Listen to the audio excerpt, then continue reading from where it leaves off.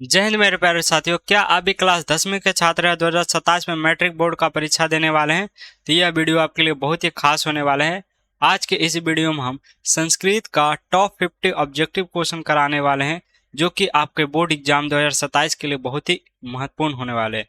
मेरे साथी, आप लोग वीडियो को शुरू से अंत तक जरूर देखिएगा और लास्ट में हमें यह भी बताइएगा 50 क्वेश्चन में से आपका कितना क्वेश्चन सही गया था। चलिए साथी, वीडियो को शुरू करते हैं। वीडियो को अपने दोस्तों के साथ शेयर जरूर कीजिएगा। चलिए, पहला क्वेश्चन देखिएगा। मंगलम पाठ कहाँ से संकलित किया गया है? मतलब मंगलम पाठ जो है वो कहाँ से लिया गया है? तो मंगलम पाठ लिया गया है उपनिषदों से। मंगलम पाठ जो है साथियों वो कहाँ से लिया गया है? वो लिया गया है उपनिषद से। क्या लिया गया है? उपनिषद से। दूसरा नंबर क्वेश्चन देखिए साथी। मानव महान से भी महान क्या है? महान से भी महान क्या होता है? महान से भी महान साथियों आत्मा होती है। महान से भी महान क्या होती है? आत्मा होती है। प्रश्न संख्या तीसरा देखिए। मंगलम पाठ में कितने मंत्र संकलित है? मंगलम पाठ में कितने मंत्र दिए गए थे साथियों? यदि आप अच्छे तरीके से कहानी पढ़ेंगे तो आपको याद होगा मंगलम पाठ में टोटल 5 मंत्र दिए गए थे। मंगलम पाठ में टोटल 5 मंत्र दिए गए थे। चौथा नंबर क्वेश्चन देखिए। सत्य का मुंह किस पात्र से ढका हुआ है? सत्य का मुंह जो है किस पात्र से ढका हुआ है? तो हिरण में पात्रेन। हिरण में पात्रेन मतलब सोने के पात्र से। सत्य का जो मुंह होता है वो सोने के पात्र से ढका हुआ है। पात्र मतलब कोई बर्तन। चलिए, पांचवा नंबर क्वेश्चन देखिएगा। पटना का इतिहास कितना पुराना है साथियों? पटना का इतिहास 2500 वर्ष पुराना है। पटना का जो इतिहास है वो 2500 वर्ष पुराना है। छठा नंबर क्वेश्चन देखिएगा। कूटनीमत काव्य के कवि कौन है? कूटनीमत कवि के जो कवि काव्य के जो कवि है साथियों वो दामोदर गुप्त है। कौन है? वो दामोदर गुप्त है। ऑप्शन बी हो जाएगा। सातवां नंबर क्वेश्चन देखिए। पटना शब्द किस शब्द से बना है? पटना जो शब्द है साथियों वो किस शब्द से बना है? पटना बना है पतन से। पटना जो बना है साथियों वो पतन से बनाया गया है। आठवां नंबर क्वेश्चन देखिएगा।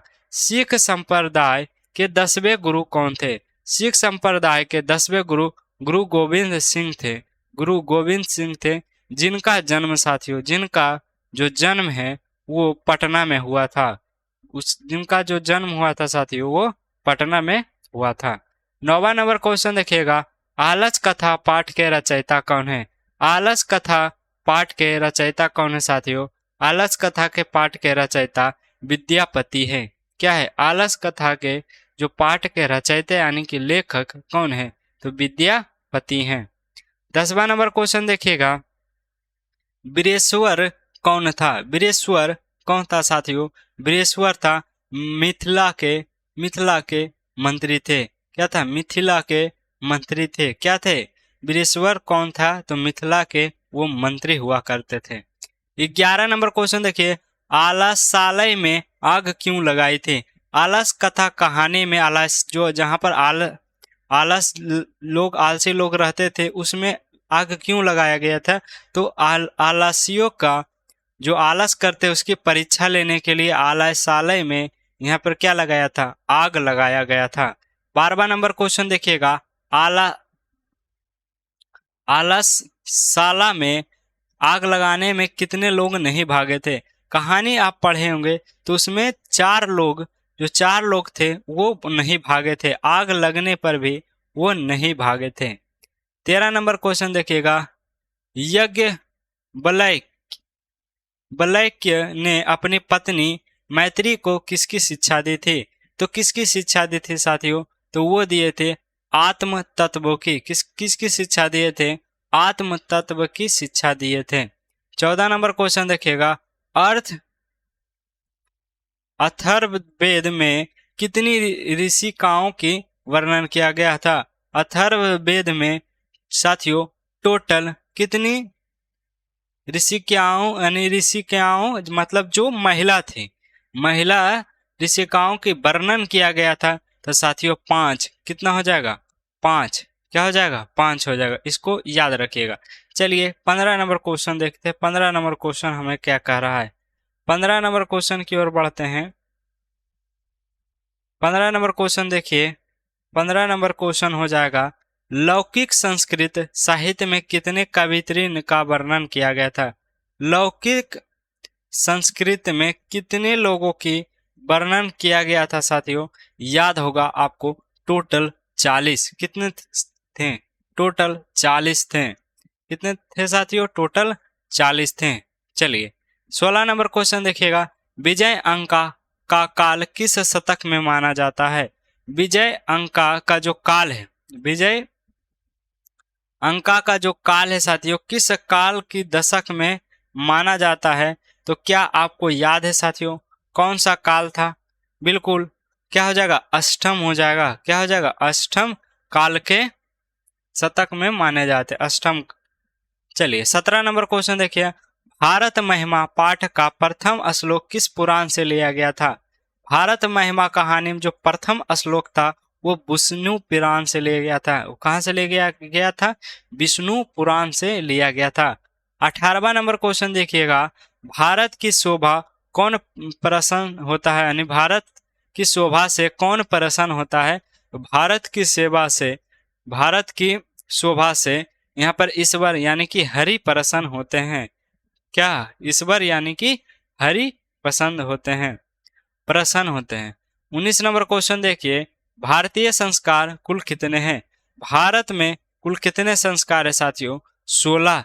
कहीं कहीं पर आपको षोडश भी देखने को मिल जाए, उसका भी अर्थ संस्कृत में 16 ही होता है। 20वां नंबर क्वेश्चन देखिएगा, शिक्षा संबंधी कितने संस्कार है। शिक्षा से संबंधित टोटल 5 संस्कार है साथियों। शिक्षा से संबंधित कितने संस्कार है, टोटल 5 संस्कार है। 21 नंबर क्वेश्चन देखिए, जन्म पूर्व संस्कार कितने हैं। जन्म से पहले, पूर्व मतलब पहले, कितने संस्कार है। तो जन्म से पूर्व 3 संस्कार है। कहीं कहीं पर आपको त्रय भी देखने को मिल जाए, क्योंकि ये संस्कृत है तो संस्कृत में त्रय ही बोला जाता है। 22 नंबर क्वेश्चन देखिएगा, सीमांतोन्नयन, सीमांतोन्नयन किस प्रकार का संस्कार है। सीमांतोन्नयन जन्म से पूर्व वाली संस्कार है। जन्म से क्या साथियों, पूर्व वाली संस्कार है। 23 नंबर क्वेश्चन देखिएगा, नीति श्लोक पाठ के रचनाकार कौन है। नीति श्लोक आप देखे होंगे, नीति श्लोक पाठ पढ़े में होंगे, तो उसका जो लेखक है साथ में महात्मा विदुर है। कौन है, महात्मा विदुर है। 24 नंबर क्वेश्चन देखिए, बिना बुलाए कौन आता है। बिना बुलाए कौन आता है, मूर्ख लोग आते हैं। बिना बुलाए यदि कहीं पर आप जा रहे हैं तो वो सबसे बड़ा मूर्ख आदमी होता है। 25 नंबर क्वेश्चन देखिए, क्षमा किसका नशा करती है। क्षमा जो है साथियों, बताइएगा किसका नशा करती है। तो जो क्षमा है वो क्रोध का नशा करती है। क्षमा जो है वो क्रोध का नशा किया करती है। 26 नंबर क्वेश्चन देखिए, धर्म की रक्षा किससे होती है। धर्म की रक्षा किससे होती है। तो धर्म की रक्षा किससे होती है साथियों, धर्म की रक्षा सत्य से होती है। धर्म की जो रक्षा है वो सत्य से होती है। 27 नंबर क्वेश्चन देखिए, करमवीर कथा में किस पुरुष की कथा है। जो करमवीर कथा कहानी में है उसमें किसकी मेन पात्रा है। तो दलित की, यानी कि राम प्रवेश राम की करमवीर कथा में मुख्य पात्र है। 28 नंबर क्वेश्चन देखिए, भीखन टोला गांव कहाँ है। भीखन टोला गांव साथियों बिहार में है। भीखन टोला जो गांव है वो कहाँ है, वो बिहार में है। 29 नंबर क्वेश्चन देखिए, स्वामी दयानंद का जन्म किस गांव में हुआ था। स्वामी दयानंद का गांव टंकरा में हुआ था। क्या साथियों, टंकरा में उनका जन्म हुआ था, टंकारा। चलिए 30 नंबर क्वेश्चन देखिए, आर्य समाज की स्थापना किसने की थी साथियों। आर्य समाज की स्थापना स्वामी दयानंद ने की थी। स्वामी दयानंद ने की थी। कब की थी साथियों, आर्य समाज की स्थापना कब हुई थी, 1875 ईस्वी में हुई थी। आर्य समाज की जो स्थापना है साथियों वो 1875 ईस्वी में की गई थी। 32 नंबर क्वेश्चन देखिएगा, स्वामी दयानंद के बचपन का नाम क्या था। स्वामी दयानंद का बचपन का नाम मूल शंकर था। क्या था साथियों? मूल शंकर था। 33 नंबर क्वेश्चन देखिए, मंदाकिनी वर्णन पाठ के कवि कौन है? मंदाकिनी वर्णन के पाठ के कवि साथियों वाल्मीकि हैं। मंदाकिनी वर्णन का जो पाठ है उसका जो लेखक है वो वाल्मीकि है। 34 नंबर क्वेश्चन देखिएगा, मंदाकिनी नदी किस पर्वत के निकट बहती है? जो मंदाकिनी नदी है वो बहती है चिरकुट पर्वत के नजदीक। किसके नजदीक? चिरकुट पर्वत के नजदीक बहती है। 35 नंबर क्वेश्चन देखिएगा, बिरगा पथिक कथा के रचना कौन है? क्या है? बिरगा पथिक कथा का जो रचना है साथियों वो किसने की थी? वो किए थे नारायण पंडित ने। किसने किए थे? वो किए थे नारायण पंडित ने किए थे। 36 नंबर देखिएगा, बिरगा पार्थिक कथा किस ग्रंथ से लिया गया? बिरगा पार्थिक जो कथा है वो कहाँ से लिया गया है? वो लिया गया है हितोपदेश से। याद रखिएगा साथियों, बहुत ही इंपॉर्टेंट क्वेश्चन है, हितोपदेश से लिया गया था। 37 नंबर क्वेश्चन देखिए, पथिक कहाँ फंस गया? जो पार्थिक था बिरगा पथिक में वो कहाँ फंस गया था? तो वो फंस गया था गहरे कीचड़ में। कहाँ बस पड़ गया था? गहरे कीचड़ में। कहीं कहीं आपको महाकर्दम भी देखने को मिल जाए, महाकर्दम भी आपको देखने को मिल जाए, उसका मतलब ही कीचड़ ही होता है। 38 नंबर क्वेश्चन देखिएगा, कर्णस्य दानवीरता पाठ के कवि कौन है? कर्णस्य दानवीरता के पाठ के कवि है साथियों भास हैं। कौन है? भास हो जाएगा, ऑप्शन ए हो जाएगा।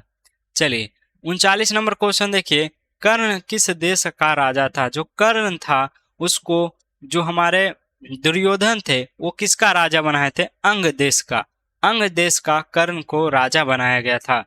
40 नंबर क्वेश्चन देखिए, कर्ण किसके पक्ष से युद्ध कर रहा था? जो कर्ण था किसके पक्ष से युद्ध कर रहा था? तो वो है साथियों कौरवों के उधर से, यानी कि जिधर कौन थे? जिधर युधिष्ठिर नहीं, युधिष्ठिर पांडव में थे। कौरव की ओर से कौन था? जल्दी से कमेंट में बताएगा। अभी हम 2 सेकंड पहले ही इसका आंसर बताए थे। चलिए 41 नंबर क्वेश्चन देखिएगा, ब्राह्मण के भेष में कर्ण के पास कौन गया था? ब्राह्मण के भेष में कर्ण का कवच और कुंडल मांगने के लिए साक्षात इंद्र यानी कि शक्र गए थे। इंद्र यानी कि शक्र गए थे। 42 नंबर क्वेश्चन देखिए, विश्व शांति पाठ में किस वातावरण के चित्रण किया गया है? विश्व शांति में चित्रण किया गया है अशांति का चित्रण किया गया है। 43 नंबर क्वेश्चन देखिए, देशों के बीच विवादों को शांत करने के लिए कौन सी संस्था बनाई गई थी? देशों के बीच अगर कोई युद्ध वार होता है तो उसका सुलह करवाने के लिए राष्ट्र संघ यानी कि संयुक्त राष्ट्र संघ की स्थापना हुई थी। 44 नंबर क्वेश्चन देखिए, शस्त्रकारः पाठ की शैली में किस शैली में है? तो शस्त्रकारः जो आप देखेंगे वो जो है प्रश्नोत्तर शैली में है। वो किस शैली में है? प्रश्नोत्तर शैली में है। 45 नंबर क्वेश्चन देखिएगा, संख्या दर्शन के प्रवर्तक कौन है? संख्या दर्शन के प्रवर्तक कौन है साथियों? याद कीजिए, संख्या दर्शक के प्रवर्तक कपिल है। कौन है? कपिल है। न्याय दर्शन के प्रवर्तक कौन है? तो न्याय दर्शन के प्रवर्तक गौतम है। क्या है? न्याय दर्शन के प्रवर्तक गौतम है। योग दर्शन के प्रवर्तक कौन है साथियों? योग दर्शन के प्रवर्तक पतंजलि है। योग दर्शन के जो प्रवर्तक है वो पतंजलि है। 48 नंबर के देखिए, मीमांसा दर्शन के प्रवर्तक कौन है? मीमांसा दर्शन के प्रवर्तक जैमिनी है। क्या है? जैमिनी जैमिनी वाला जैमिनी नहीं याद कीजिएगा। 49 नंबर क्वेश्चन देखिए, वेदांत दर्शक के प्रवर्तक कौन है? वेदांत दर्शन के प्रवर्तक कौन है साथियों? वेदांत दर्शन के प्रवर्तक बादरयान है। क्या है? रयान है। बादरयान। संस्कृत में थोड़ा सा शब्द इधर उधर लगता है। 50 और लास्ट नंबर क्वेश्चन देखिए, सत्यमेव जयते किस उपनिषद से लिया गया था? सत्यमेव जयते किस उस उपनिषद से लिया गया था? उसका नाम है मुंडको निदेश, मुंडकोपनिदेश से लिया गया था। आई होप मेरे साथी आप लोग वीडियो को अंत तक जरूर देखे होंगे और हमें बताइए आप 50 में से क्वेश्चन आपसे कितना बना था। इसी के साथ साथियों मिलेंगे अगली क्लास में, तो अगली क्लास देखने के लिए चैनल को सब्सक्राइब जरूर कर लीजिए।